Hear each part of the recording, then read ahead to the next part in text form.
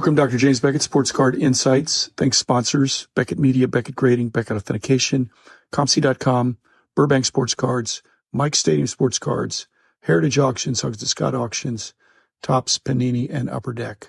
I was on Hobby Hotline a couple of weeks ago. Adam Palmer was directing traffic and asking some questions and did a nice job. Then the other panelists were Rich Klein and me. We go way back and always have a good time together. Every time a Hobby Hotline is different. It's every Saturday. On the other hand, I'm only on once a month. Rich is, I don't know if he's on more than once a month, but he calls in sometimes anyway. So it's always fun. Great co-hosts. Great regular listeners. It seems like a lot of the same people are there, and the comments are really reasonably kind. It's one of the things I like. I know that when I listen to Jeremy Lee, he's got to cut off some people or block them because they get into too much negativity, but really don't see that with Hobby Hotline, and that's good because it's fun to interact with the commenters, and sometimes they jump on the screen and live because it's a live stream video. We got into a bunch of things and it just roams around. Again, Adam keeps it moving. Of course, he's doing so much with Hobby News Daily. And so he's really tuned into what's going on. But I told him, I said, I want to make sure Hobby Hotline is different from Hobby News Daily because it's weekly and heavy on the interaction, I think, and I hope, because that's one of the reasons I'm on there. I enjoy interacting not just with the other hosts, but with the regular listeners and contributors. They really help make the show.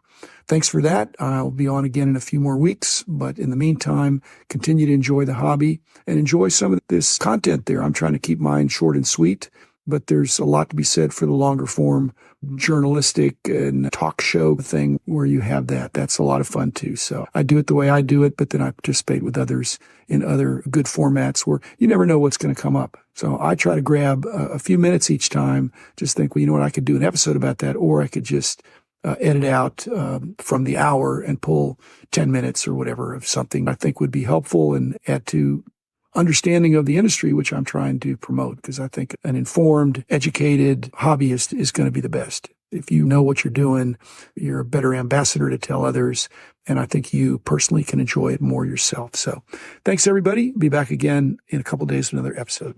In the past, we have seen this shift where one company made the cards and now another company is going to be making the cards. When a different company takes over, what are some of those things that you've seen? Over the last 30 years, licenses are won and lost. In the age now of a single for each of these sports, it's somewhat problematic, but you can look and see what Panini's done anyway in baseball. There's still sometimes ways to get around the lack of full licensing.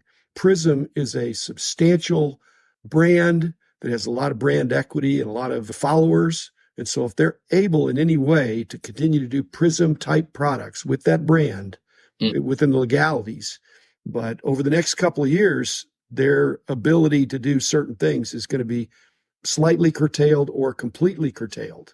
But Prism, I think, can live on.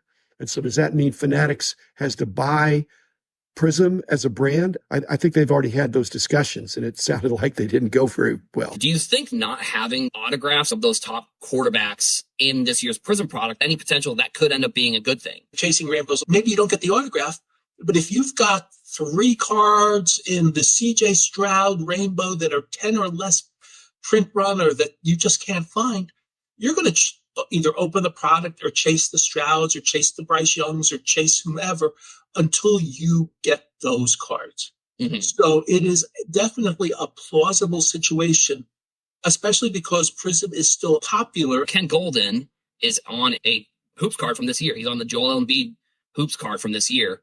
And I'll start with you, Dr. Beckett. In the past, have you seen that celebrities being on cards have made that much of a difference? Like, we obviously know the iconic ones of the Menendez brothers, and there's the one with the John Moran with the wrapper in the back. That's a more modern card. And then Rich and I were talking about some cards early that, from 7 or 2006 with Derek Jeter that they put Mickey Mantle in the background. And then there was like a Red Sox one where they trolled a little bit and they put Rudy Giuliani on the Red Sox winning the World Series, which is obviously as a Red Sox fan, I think it's pretty funny. Do you think that cards like this, and obviously in this world, Ken Golden is a celebrity, but in the grand scheme of things, do you think celebrities or people in the background of cards makes... If it's too prominent, you've got to get permissions, I think, if you're going to market it.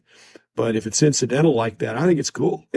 Ken is absolutely a hobby celebrity, a big-time hobby media celebrity.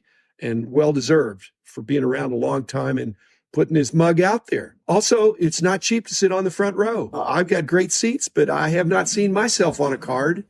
Maybe I need to go to more games and move up my seats a little bit. You just got to get a show on Netflix. Let's just get a Netflix show, and then next thing you know, you'll be on a card. So, Rich, what are your thoughts on cards with celebrities in the background? Because I feel like it's also more than celebrities. Our departed former Beckett teammate Mike Hirsch, and there was I forgot who the Philadelphia Flyer was, but our dear friends Phil and Joni Spector, you could see on the background of some 1990-91 Pro Set card. That was just fun for us. Not that Phil and Joan were celebrities, but we knew them. And it was like, for them, it was really cool. And I think Phil would actually keep track of how many cards he signed. I still had them. I think I was Joan's third signature and Phil was like 84 when I got it or something like that. And one of our former Beckett teammates, Mary Campan, was on the back of a Lauren Meyer Upper Deck card, and I've got a signed card of that. It's cool. It goes in my hobby signed card collection. So I think it's cool to have people in the background, but as Dr. Beckett pointed out, you do need the permission, especially when they're famous. There's actually a little bit of an infamous case of a person suing a card manufacturer. While he was pictured with a lady on the card that wasn't his wife, and he was still married at the time. Oh, okay. Yeah. And so you have to be careful. And that's sometimes why they don't do that, because all of a sudden, we just did something we shouldn't have done. Hey, you're taking her out in public. I get that. You don't expect to show up in the background of a card. So both sides of that argument, but that actually is, and I'm sure that if somebody wants to Google and do the case, they can find it. But it's a fascinating story. It's not fascinating to me in the sense that you just reminded me that we got sued, Rich. Upper Deck got sued, and we got sued for publishing magazines showing a picture of an umpire on the card, incidentally. And the umpires said, we're not getting paid for being on these cards. We're a big part of the game. And so you're not giving us any credit. You're not mentioning it in your magazines. We're right there in the frame, in the card. And we wound up having to settle that because it just was a nuisance, but they wouldn't go away. And Upper Deck, same thing. They were all over Upper Deck because they were in the picture. And if you airbrush them out, it seems like, how is that good? Because then you got like a game going on without the umpires. Eventually, maybe they'll move to the robot umpires, and then I don't know. Maybe hopefully the robots will be cool with being on cards, maybe. But yes, yeah, I could see that being weird. And there's the other lawsuit where Panini got sued for having Michael Jordan in the background and making him, not blurring him out when he was fully licensed exclusively to Upper Deck. That was in the background of a Scottie Pippen card or something, so it wasn't that hard to imagine. But they had a lawsuit over that. Where's Paul Lesko when you need him? Yeah. Jim, remember when maybe the first year or two, and it turned out we were absolutely right. We got sued at Beckett because we talked about PVC and the dangers it provided to cards and albums. And I will tell you, 30 years later, on those rare occasions now when I get something from a plastic sheet that had PVC on it, oh boy, you can tell the difference. Good luck getting it out. Yeah. So, Rich, I actually have an interesting question. For you working at ComC, do you guys have any type of the person in the background, for example? Is that like a type of card that you guys catalog at all? If it's appropriate, we sure. Example, if Kobe Bryant is guarding somebody, I call it the continuation line because that's what we called it at Beckett. But in the continuation line, guarded by Kobe Bryant or guarded by Michael Jordan in background of photo. To me, it has to be somewhat important. Kenny Golden, I think, is one level below that. And on the Melendez brothers card, I just put famous people to actually put the whole story out there. It's okay. You'll either figure it out or you won't. Well, right. But we do put that on cards. There's a 3 Topps Reggie Smith card when he was playing first base the last year of his career. He's tagging or trying to tag Ryan Sandberg. That's also Ryan Sandberg's rookie card year. So that's an important thing to put in. So absolutely, we put in when appropriate, guarded by somebody. And I think if I see something come in as a legitimate request, I'll make sure it goes in because it's important and because it may sell more cards. And anything that sells more cards helps ComC. I look at it on a pragmatic viewpoint too, that any way I can get more cards sold and more cards into the world, yeah, that's a good thing. Yeah, I definitely wanted to highlight this one. Rich knows about that Sandberg card. Like I said, just so much knowledge of not even, I don't know if it's random necessarily, but it's like stuff within the hobby that other people just don't know. It's obviously an honor to be on the panel with both of you guys, and I don't want to toot your guys' horn too much. I think you guys know like how much knowledge you have in the hobby and seen so much change. And yeah, for like example, that Sandberg card, I don't think many people know about that. I think Jim knows about the Sandberg. Adam, it's, again, like I said about Ted Zanadakis, basically it's not just that Rich is so encyclopedic, it's that he is willing to share and to share freely. I totally vote Rich for Kenny Golden being mentioned. I think it's hobby significant. Okay, I will do that on Monday. Yeah, so I think this was actually an interesting comment too, because it would be cool to be in the background of a card at a game.